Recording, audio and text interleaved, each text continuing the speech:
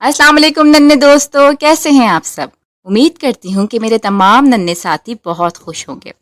تو پیارے بچوں، آج میں لائی ہوں ایک بہت ہی مزیدار کہانی، اور اس کہانی کا نام ہے جادوئی دیگ۔ تو چلو بچوں، کہانی شروع کرتے ہیں۔ ایک غریب لکڑہارا جنگل کے قریب رہتا تھا۔ وہ روز جنگل میں جاتا، لکڑیاں کاٹتا اور اسے شہر میں لے جا کر بیچ دیتا تھا۔ وہ اس سوچ کے ساتھ زمین بھی کھودتا تھا کہ کبھی شاید اس میں سے اسے خزانہ مل جائے اور اس کی زندگی سنور جائے۔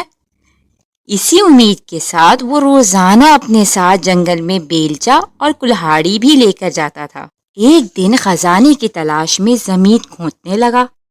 اچانک اسے ایک بہت بڑی دیگ نظر آئی۔ وہ اس دیگ کو دیکھ کر بہت خوش ہوا اور دل ہی دل میں سوچنے لگتا ہے اس دیگ کے اندر کوئی خزانہ چھپا ہوا ہے، جبھی تو اسے کسی نے جنگل میں درخت کے پاس زمین کھود کر دبایا ہوا ہے۔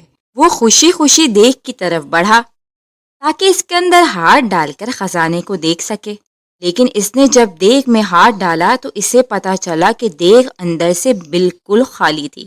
اس نے غصے میں دیگ اٹھا کر درخت کے پیچھے پھینک دی۔ کچھ دیر وہ خزانے کی تلاش میں زمین کھودتا رہا، لیکن اس کے ہاتھ کچھ بھی نہیں آیا۔ اس نے غصے میں کلہاڑی اٹھا کر درخت کے پاس پھینک دی اور تھک ہار کر درخت کے قریب بیٹھ گیا۔ اچانک اس کی نظر دیگ پر پڑی۔ اس نے دیکھا کہ وہ کلہاڑی اس دیگ کے اندر جا گری تھی اور اب اس دیگ میں 100 کلہاڑیاں موجود تھیں۔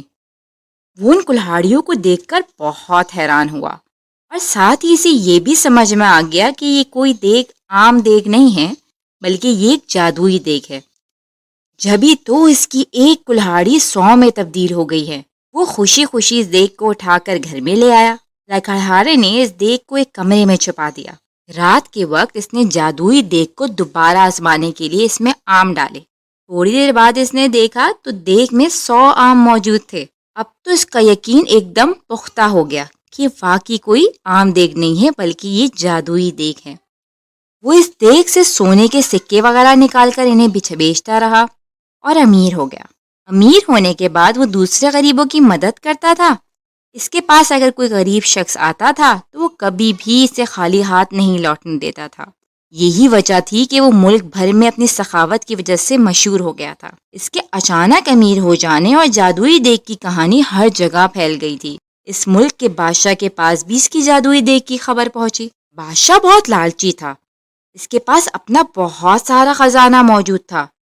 اس کے باوجود بھی اسے مزید خزانے کی ہوس تھی۔ اس نے سوچا کہ وہ دیگ اگر اسے مل جائے تو اس کے خزانے میں مزید اضافہ ہو جائے گا۔ اس سوچ کے ساتھ بادشاہ نے حکم دیا کہ لکڑہارے اور اس کی دیگ کو محل میں لایا جائے۔